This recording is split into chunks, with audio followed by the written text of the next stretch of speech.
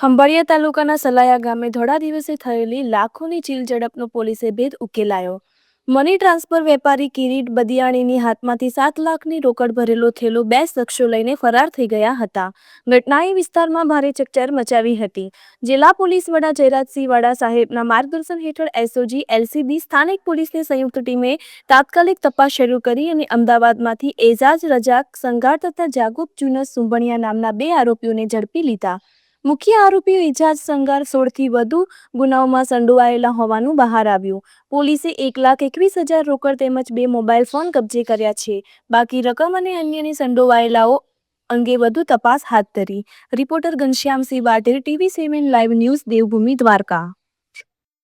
તાજેતરમાં સલાયા ખાતે રહેતા કિરીટભાઈ બદિયાણી નામના વ્યક્તિ સાથે 7 લાખ રૂપિયા જેટલી ચીલ ઝડપનો બનાવ બનેલો હતો.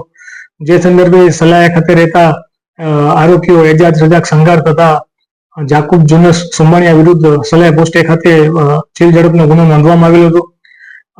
જે ગુનો નોંધાતા એસપી સહિત શ્રી જયરાજસિંહ વાડા સાહેબની સૂચના તથા માર્ગદર્શન હેઠળ લોકલ પોલીસ, એલસીબી, એસઓજીની અલગ અલગ ટીમો બનાવી આરોપીઓને ઝડપી પાડવા માટેના પ્રયત્નો હાથ ધરવામાં આવેલા હતા.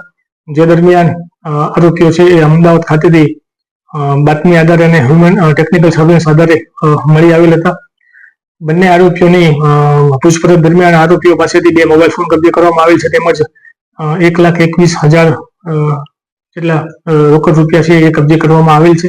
હાલ બંને આરોપીઓ રિમાન્ડ ઉપર છે અને તપાસ ચાલુમાં છે. પકડાયેલ આરોપીઓ પૈકી એજાજ રજાક સંઘાર નામના આરોપી વિરુદ્ધ 16 જેટલા મારામારી તથા મિલકત સંબંધી ગુનાઓ છે એ નોંધાયેલા છે.